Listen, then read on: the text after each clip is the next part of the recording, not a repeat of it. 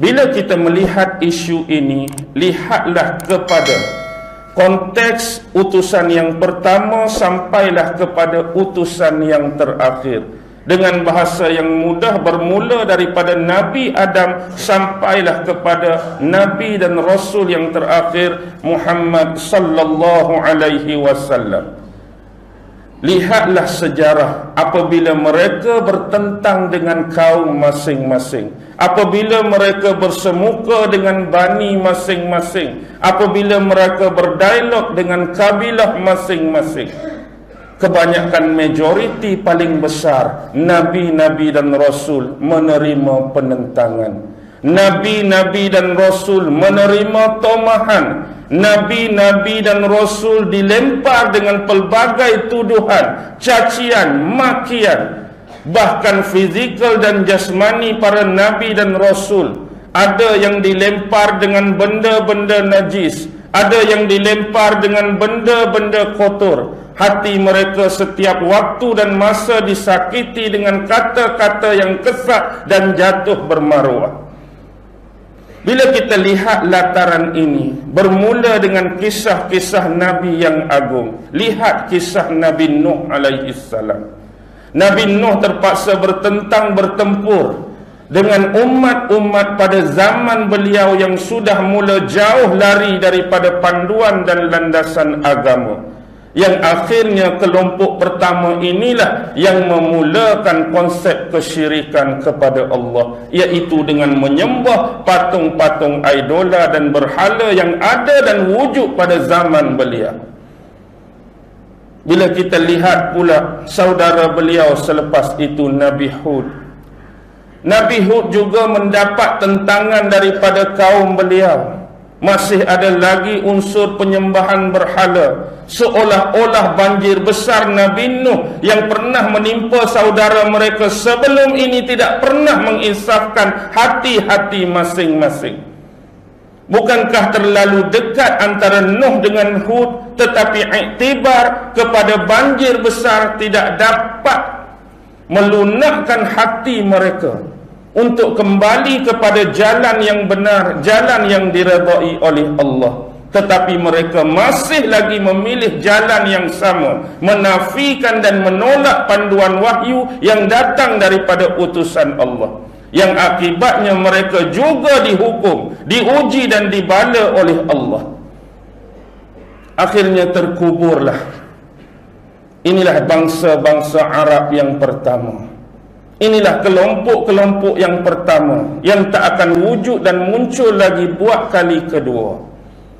Kemudian saudara mereka Nabi Saleh juga teruji dengan keadaan kaum dan kabilahnya sendiri, sehingga bukti dan syiar daripada Allah, walaupun dalam bentuk seekor unta yang keluar daripada batu, yang akhirnya bukti dan mukjizat Nabi Saleh ini mereka permainkan dengan membunuh unta tersebut, ditambah pula dengan momokkan, ditambah pula dengan godaan, harta benda dan gadis-gadis serta wanita yang cantik, boleh membunuh maruah, boleh menggoda keimanan seseorang, sehingga menentang perbuatan mereka itu terhadap Allah Subhanahu wa ta'ala.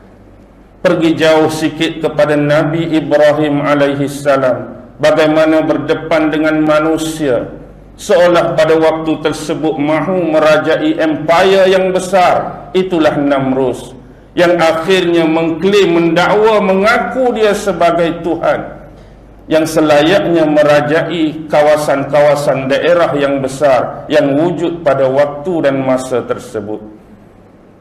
Untuk melampias kesombongan dan kecongkakan beliau, lantas Ibrahim diutus oleh Allah Subhanahu wa ta'ala. Dan Ibrahim telah menjalankan tanggungjawab dan tugasnya dengan sebaik-baiknya, sehingga terhasilnya dan terjadinya perdebatan antara Namrus dan Ibrahim. Namrus terpaksa menerima kekalahan tersebut. Tetapi ingat, kekalahan bukan berlalu begitu sahaja, tetapi apabila melakukan penentangan terhadap mereka yang mempunyai kuasa yang besar, yang bersifat diktator, maka kobaran apilah jawapan yang diterima oleh Nabi Ibrahim alaihi salam, walaupun beliau diselamatkan oleh Allah Subhanahu wa ta'ala. Nabi Musa juga menerima nasib yang sama, terpaksa berhadapan dengan Fir'aun, bapa angkat sendiri, yang memelihara beliau sejak daripada kecil. Tetapi soal tauhid, soal keimanan, soal akidah, soal jalan yang lurus tidak pernah membezakan antara keturunan, tidak pernah membezakan seorang bapa dengan seorang anak. Yang hak tetap hak, yang batil tetap batil. Dan Nabi Musa telah menjalankan tugasnya dengan sebaik mungkin sebagai salah seorang utusan Allah. Diringkaskan sampailah kepada Nabi Muhammad, benda ini tidak pernah berkurang. Benda ini tidak pernah berkurang, walaupun jelas dalam kes-kes sebelum ini, kebanyakan majoriti paling besar mereka yang menentang para Nabi dan Rasul menerima habuan yang cukup mengharukan, menerima habuan yang cukup mengerikan, tetapi tidak pernah menginsafi hal tersebut. Dan begitu juga sampailah kepada era pada zaman kita, hal ini masih tetap berlangsung dan berlaku. Memang kalau kita baca Al-Quran hanya sebagai nak mengetahui kisah Nabi-Nabi dan Rasul, maaf saya sebut, dia akan terus menjadi seperti kitab dan buku-buku sejarah semata-mata. Kalau hanya baca kisah Nabi dalam Quran, baca kisah Rasul dalam Quran tanpa kita nak renung, ambil iktibar, analisis setiap peristiwa dan cuba relate dengan zaman ni, sama macam kita baca buku sejarah semata-mata. Oh, cerita Nabi Nuh aku tahu macam ni macam ni. Oh, cerita Nabi Sulaiman aku tahu macam ni macam ni. Tetapi inti pengajaran dia macam mana? Dulu arwah guru saya pernah berpesan, nama-nama tokoh-tokoh sejarah-sejarah ini telah berlalu dari pandangan mata kita. Beliau mengibarat dan mengkiaskan apa yang berlaku itu seperti wayang-wayang kulit yang sudah kehilangan dalangnya. Tok dalang dah tak ada, tetapi wayang-wayang kulit tadi masih ada. Masih tidak bererti, tidak ada ruh. Tetapi ingat, jangan sesekali di antara kamu yang beri mereka nafas baru. Jangan ada seseorang kamu yang bagi roh baru. Jangan ada seseorang di antara yang kamu bagi kehidupan baru, menjadi dalang untuk menghidupkan kembali watak-watak mungkar yang pernah Allah sebut dalam Quran dalam zaman ini. Dengan kata lain, walaupun nama dan watak yang berbeza, apa yang pernah berlaku sejak Adam sampai Muhammad akan dikumpulkan kembali pada zaman ini. Segala kebobrokan, segala kebejatan, segala kemusnahan, segala kekejian akan ada terkumpul di sini. Mungkin apa yang anda akan temui pada zaman ini bukan lagi nama-nama seperti yang pernah tercatat dan direkodkan oleh Al-Quran. Nama dia mungkin baru, nama dia mungkin berubah, tetapi perwatakan, tetapi sifat, tetapi pembawaan adalah hasil daripada apa yang pernah Allah rakam dalam Quran. Kalau kita tengok hari ini, ramai atau tidak mereka yang menentang jalan kebenaran, ramai atau tidak mereka yang menolak jalan para Nabi dan Rasul, ramai atau tidak persoalan dia. Ramai atau tidak, jawapan ada pada anda bila anda lihat persekitaran, lingkungan dan di sekeliling anda. Bukan sahaja konteks yang berdekatan, tapi lebih jauh. Lihat kepada masa dan dunia sekarang, apa yang sedang berlaku.